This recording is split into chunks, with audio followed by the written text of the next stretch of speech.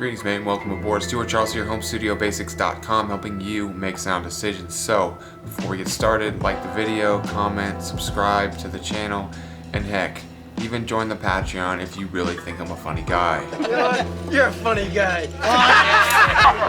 That's it. In this review, we'll explore the Adam Audio H200's build quality, comfort, tuning, isolation, and how it performs in real-world production environments. If you're deciding whether these closed-back headphones belong in your studio, this video will help.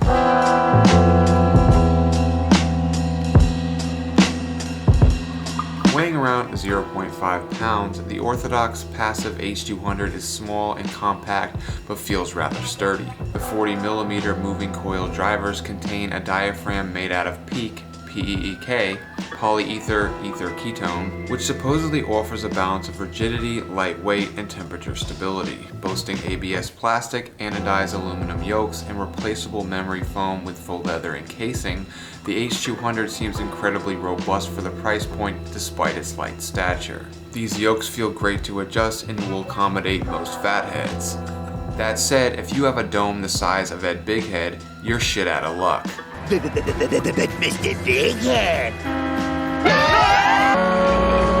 The cups fold a little north to south and slightly east to west, enough to get a great fit on your melon. R&L indicators also appear on each cup, allowing you to quickly and easily situate them on your noggin. Given their small appearance, you may be surprised to find that they don't fold. That said, the beautiful drawstring carrying bag makes up for this, and they remain rather portable regardless. I wouldn't have any qualms carrying these around with me, but the cable is rather long, 10 feet, and slightly annoying like audiophiles who complain on my videos. The clamping force is pretty snug upon first listen, but I haven't found them uncomfortable yet. The oval-shaped ear cups are just wide and long enough to perfectly envelop most auricle sizes, and the padding feels nice on your head. I don't find them digging into the top of my skull either. Adam Audio appears engraved in block letters on top of the headband, and they also showcase their logo on each ear cup. The headphones stretch decently well, but I'm not too comfortable testing their limits just yet. I imagine these will open up nicely over time while remaining snug like a bug in a rug, much like an HD600. Rounding out the build are dual-sided terminations, meaning you can plug the 3-meter long, straight 2.5mm cable into whichever side you prefer. It snaps nicely into place and is easy to pull out. Sound. I'll leave links to a bunch of playlists below. Amp DACs used include the Universal Audio Volt 2 and FiOK 11. Designed by their Berlin-based R&D team, the H200 utilizes Adam Audio's S3V as the benchmark for tonality, and boy howdy was it a fine decision. The S3V's frequency response looks a lot like my HS7's, and those are some of the best mid-price monitors you can buy.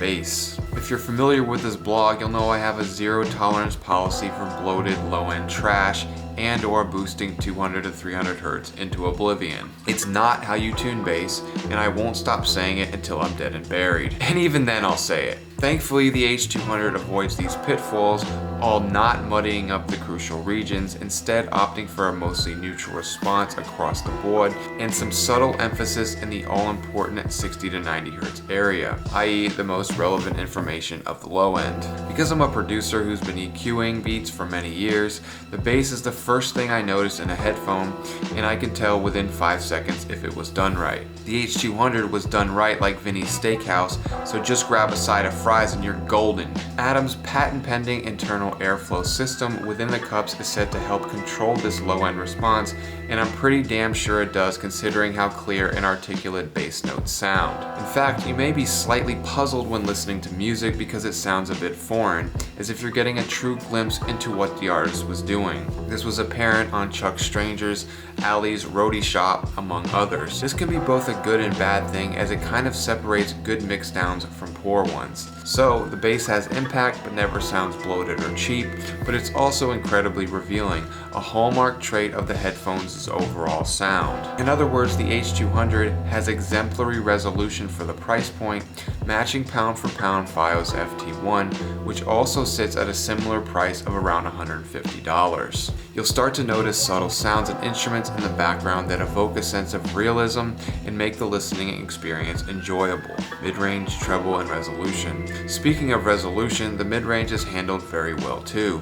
Female vocals on H200's 365 sound natural and ever so slightly forward, which is great for minimizing fatigue over longer listening sessions. On King Princess's Cheap Queen, the release of her voice around 1 minute and 4 seconds when she says, "That's good love," sounds exceptional, showcasing a sense of intimacy that helps to engage the listener. Treble is definitely not bright or sibilant, and to be honest, could use a bit of sparkle. This is one of the only minor problem spots, but it's kind of a nitpick. Hats, cymbals, and other treble information sounds true and correct, but there's a sense that it could be more energetic or lively. Still, because these are headphones meant for recording and tracking, I don't have a problem with it as fatigue will be kept to a minimum. Speaking of recording and tracking, isolation here is phenomenal, and they're going to work incredibly well for recording rap vocals, tracking instruments, etc.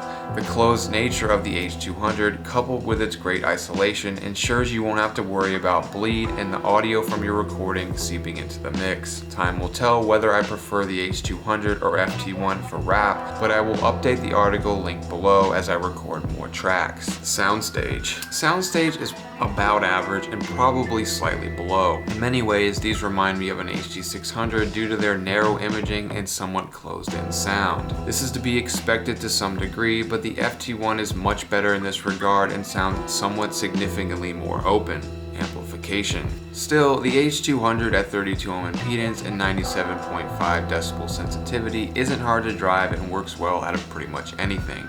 Software features. Perhaps more interesting and something I've never seen bundled with headphones is a plugin providing customization options to suit individual sound preferences. I'll leave a link below where you can download it. This plugin offers voicing modes including Pure, which is simply a flat setting option ideal for mixing, mastering, and critical listening applications. This would be great for, say, mixing beats or something else. UNR, Uniform Natural Response, modeled after the AX series, is a dynamic and natural sounding response curve. Great for production, composition, and songwriting, its engaging and present sound allows for flow and creativity, but also works well for simply enjoying music. Gain compensation. The earpad selector adjusts frequencies to maintain a consistent sound signature regardless of the earpad used. Because human hearing is more sensitive to certain frequency changes, equalization can create false perceptions of overall sound. Gain compensation corrects this by keeping the perceived output level stable, ensuring a balanced listening experience. Equal loudness. The Fletcher-Munson curve shows that our ears perceive low and high frequencies differently at varying volumes. As the earpad selector adjusts these bands, the equal loudness setting helps maintain a natural sense of volume, preventing inaccurate mixing decisions. Safe mode works similarly, but only reduces gain to avoid potential clipping at high monitoring levels. If gain compensation isn't needed, turning it off keeps the earpad selector's EQ active while bypassing any level adjustments. Externalization and crossfeed and disabled during render.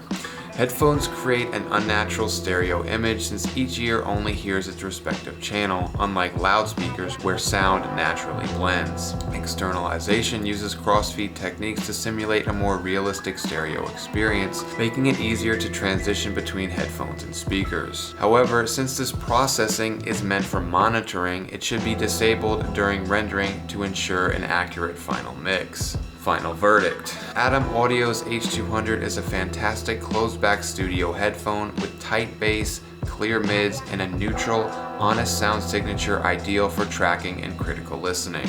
With excellent resolution for the price and outstanding isolation, it's earned a spot in my main setup for recording rap and stands out as a tremendous value. This shit is a tremendous bargain. And that's it. Always remember to keep it dummy thick.